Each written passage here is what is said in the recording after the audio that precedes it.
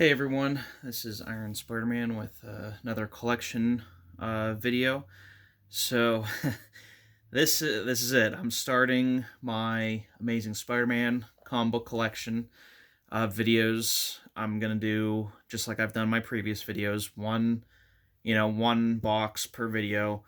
So I have 10 long boxes of raw books that will be 10. That'll be 10 parts right there. Then I think minus like my Ultimate Spider-Man boxes, I think I have like 15 graded boxes of Spider-Man books, mostly amazing, and then like some other like spectacular, the adjectiveless. So yeah, so for the graded books, I'll probably do two per video. So this is probably gonna be um like a 15 to 20 part series. So um, I hope everyone enjoys it. Um, and this, so there should be everything I think for somebody. If you have any interest in Spider-Man, there's old books from the 60s and 70s. There's modern variants. There's modern books. There's sketches. There's signatures. Um, and throughout all these, I'm gonna try and talk. Hopefully, I'm gonna try to keep it about the books, but I'm sure I'll end up talking about the movies, the video games, things like that. So if that sounds like something you're into or is fun, I hope you stick around for this many parts video. Um, but yeah, right before I get into the books, and I've talked about this before on the channel, and there's a video I made a while ago. It's like what got me into comic book collecting, or how I found my passion for it.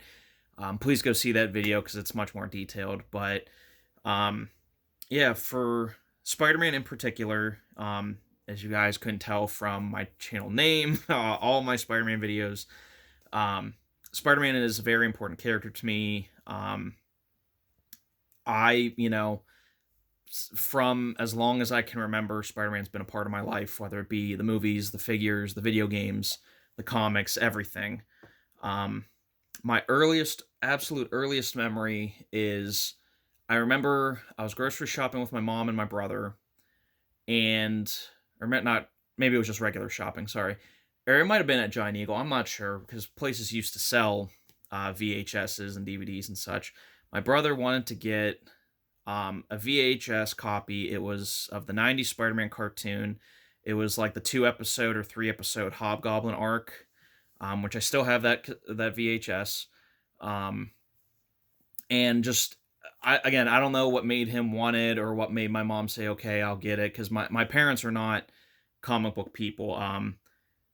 Growing up, my mom did come to all the movies with us, and my dad is a Batman fan, but in general, they don't know a ton about the characters and such, or like the media. So watch the Hobgoblin episodes, and I don't know what it was. I immediately fell in love with the red and blue colors on the costume. Um, I watched that VHS until it was almost coming out of the seams. I don't know what it was, and then at the same time, I remember the my local library had Spider-Man: The Ultimate Guide from like 2003 or 2 or 4 or something like that. I rented that thing constantly. I read that till it was falling apart. And then the first Tobey Maguire Spider-Man, that was the first one I had ever seen or watched. I loved the character. I couldn't explain my infatuation with it. It just was something I was always into. And for the longest time, like for the longest time, I would just read like Wikipedia articles or like the history of Spider-Man or certain story arcs, or look up characters. That's how I spent a lot of my free time, was just learning. And I remember, Barnes and Noble or Borders back in the day, my mom would get me like the Marvel Age, like collected editions of the early 2000s of Spider-Man stories. I read those cover to cover many times, and it always kept growing. Um, it wasn't until like my teens where I realized there were comic book stores and like places you can go, and like you can get stuff on Amazon and all kinds of stuff. But um, yeah, that's just I've always just branched off. It was Spider-Man, and then my dad was a Batman fan. So seeing, the Christopher Nolan Batman movies, and my dad had the Batman Ultimate Guide he had gotten as a gift. It's just that those are my gateways into comics in general, was Batman and Spider-Man. And um, I love Spider-Man, Iron Man, Punisher. I'm getting into Captain America, Batman, Green Lantern, Flash, Invincible, Teenage Mutant Ninja Turtles. I love all of those, but Spider-Man does hold, I think, the number one spot just slightly for me above everything. No matter how bad the book gets, especially in the last 2 years, I will always buy it. I will always collect it. I can never see myself not collecting and reading this character. I just can't. So yeah, without further ado, let's just get into the books. That was just a little backstory if anyone, cares or likes that. I like telling these kind of stories, so yeah, let's just get right into it, since this is, probably what everyone's really here for. This is just a Joe Quesada art print that my LCS had a couple years ago. I didn't know where to put it, so I just put it, because it's comic book size, so I just put it at the front. These are all going to be like annuals before we get to like the main books. Yeah, I'll just leave it at that. Amazing Spider-Man 128. This is like the Mexican reprint, or the reprint of the Mexican. You can see the name right there. I'm not even going to try to pronounce that. But this is where in Mexico, after Gwen Stacy died in the American, or, the US comics, that in Mexico, Gwen was still so popular, they just started creating their own stories. So like Peter and Gwen got married. This is the reprint of that issue. And like they became like shield agents, and it was really, really cool. I don't know too much about them. Those books are incredibly hard to find because they're not like reprinted or anything, which they should be by now. I'm sure Marvel has hang-ups with that. The Amazing Spider-Man, this is the movie 2 of 2. Again, I didn't know where to put this, so I just put it in this box. The Flashback, issue 1, or -1. They did this, I think, in the late 90s. They did it with a lot of characters. All these are in Mylars, too. My entire collection's in Mylars, so they're extra shiny, that's why. Annual number 13. Annual 14. Annual 17. I really like this with the yellow background. Annual 18. 19, really cool. I don't know why, I know it's been done to death, I really like seeing Mary Jane in the Spider-Man suit. I don't know what it is. Annual 20, Iron Man 2020. 22. I don't know, I think this is the first Speedball. Annual 23. 24. 25, 26, 27, 28. Really love that Carnage cover. The 96 annual, the 97 annual.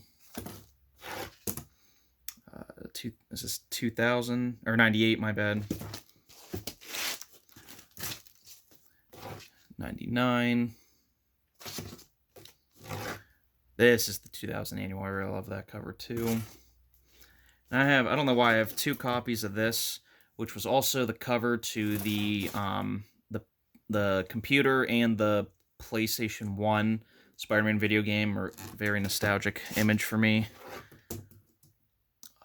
This is annual 1 or 35, I guess, but this is like the 2008 when they started doing annuals again, because I don't believe they did annuals for like the JMS run. 36. I really like this story. This is like how Aunt May and Uncle Ben met. 37.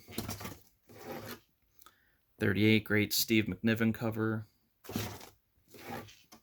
Annual 39. Amazing Spider-Man Soul of the Hunter. This is like the sequel to Kraven's Last Hunt. This I got a while ago at a store in Indiana, PA. Just Marvel Spotlight. I just thought it looked cool, and it was like $1, so, why not? The Wizard Ace edition for, is this number 3? Yeah. So they did for this, the Goblin. Oh, I think they did another one, but I'm not sure. Okay, so that's like all the annuals and like special things up front. So now we're going to get into like the actual main title, Amazing Spider-Man. So I'm starting with issue 106 because I believe everything before this is all graded. So there will be super low numbers. I think my lowest number is 18. But there will be lower numbered Spider-Mans to showcase. So there definitely will be, it will just be in the graded boxes, which will probably be like part 11 of this. So as these are coming out, I understand if you'd rather just see the only the older stuff, but those are coming, I promise. It's just for the raw books. This is my starting point. And so yeah, 106. Most of these you've probably seen before in haul videos or whatnot. These are also I'm a bit of a snob with my Spider-Man books. I won't do anything below 7.0 condition.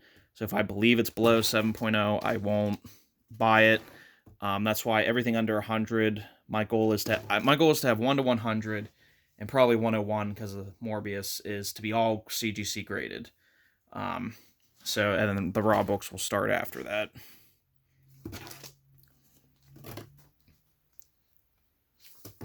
Yeah, this is I think Funeral for Gwen Stacy, who I've talked about this before too. I love Gwen Stacy as a character way more than Mary Jane. I just think Mary Jane hasn't been given enough good stories to be written about her. 125, really. Oh, I love this cover. The reds and the yellows on this just pop. I don't know if the camera's doing enough justice. 126. I think this is like, I don't know if this is the first. No, this is not the first Kangaroo. This is like the first Harry becomes Green Goblin, or you realize Harry's crazy, or something like that. It's a key along those lines. 128. 130. 132. 133. 134. 137. This is like the part 2 of Harry officially being the Green Goblin. Just now. 138. Another thing too I want to point out, and I'm not trying to brag here or anything, I just know because like there's a lot of people that collect and don't read, or people that say they love a character haven't read everything. I have read every single issue of Amazing Spider-Man, the entire series, at least 4 times now. Now, does that mean I remember every single issue and I can tell you every detail of every book? Absolutely not. But it is something I have done a few times. I know it's probably a daunting task. It does take a long time because I'll start with like the Epic collections for the older books. I'll read those. But then like, especially when it gets to like the graded books or just for ease of access, I will read them online. Just because if, especially the last few years where I have jobs where I have access to a computer, so if there's ever a downtime, I'll be reading issues on my computer. So it maybe if you have one or more jobs where you don't have access to a computer, it might be harder to do something like that. But I think it's an easier task than people think, especially as the books go on, because the first like I want to say 100 issues, they're long. Like they use every page for story. It's not just like ads and such. So it's definitely doable. I'm rereading through it again. I started, I want to say in December or January, and I'm on issue 215 or something like that. So I, you know, I'm hoping to be done with it by the end of summer. We'll see if I actually get to do that. But I've also been, you know, splitting it with, I'm been really getting into some of the Captain America series, so reading two at the same time. First, first Rocket Racer, Hitman. I love this cover. This was, I remember this is one of the covers that's in the Ultimate Guide as like, not like a key, but like a special moment, seminal moment. Is that the right terminology? Yeah. Again, I don't know, I don't know every single one. I believe this, though, the Green Goblin comes back. It's not Harry, it's his psychiatrist, Ben Hamilton. Is it Ben Hamilton? Dr. Hamilton, we'll just say that, where he learns of Harry, like, Harry confesses to him, yeah, here it is. No, you can't be the Green Goblin. He goes, oh, but it is. Yeah, pretty sure that, or is it Bart Hamilton? It's I'm just gonna say Dr. Hamilton, but he takes over as Green Goblin because he learns Harry's secret. Interesting story. Rocket Racer returns. I really like the Rocket Racer. I know he kind of looks dumb, but I would love to see him in a live action movie, or as like just like a side small villain, maybe not a villain of a whole movie, but I don't know. I think he looks cool with the red and yellow. I like his powers. I just think he'd be a cool character to have because he's Peter if Peter turned to crime. He has a brilliant mind. He can make all this tech. He has technically the great power, even though he doesn't have superpowers, but he doesn't have the responsibility until later. He grows to learn with that. Or learns to grow with that, I guess. I don't know.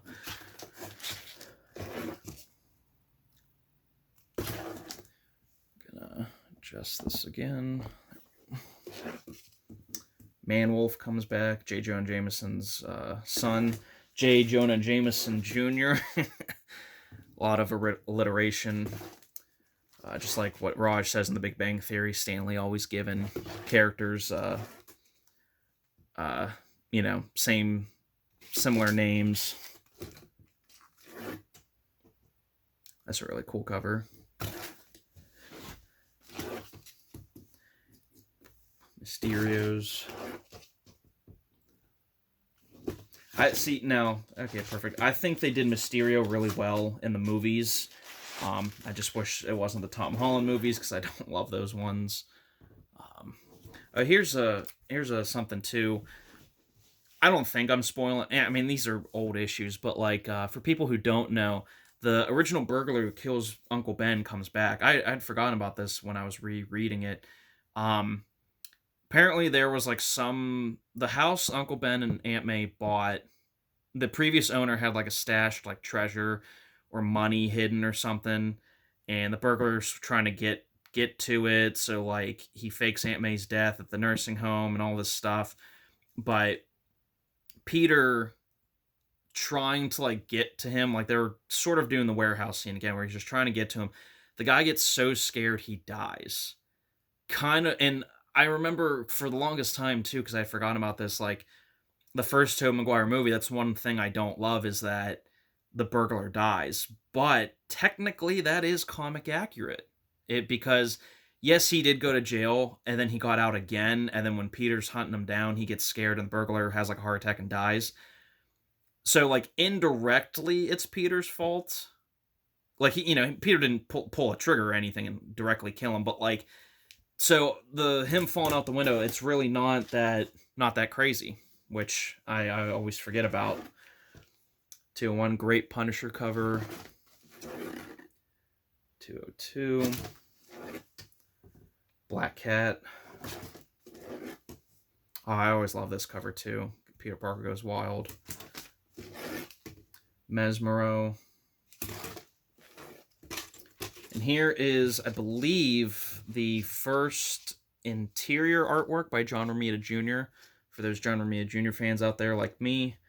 If he ever does a signing, I think I'm gonna see if I can buy a 9/8 copy of this and then just have him sign that to have it, because I don't want to, I don't want to use my only copy. 209, First Calypso, Kraven's girlfriend or wife or whatever she is. 211 versus Namor.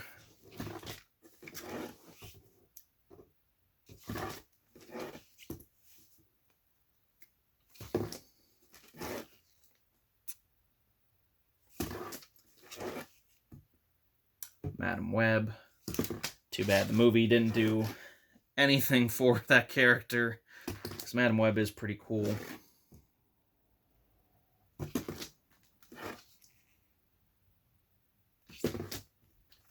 A great Bob Layton cover with Moon Knight.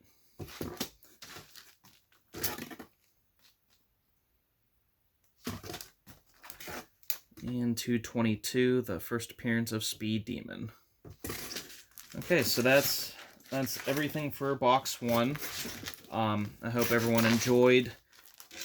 Again, this is only part 1, so there's going to be at least 10 more parts to go. You'll be seeing all kinds of stuff, so I hope everyone enjoyed, and will come back for the next videos, and I'll see you guys in them.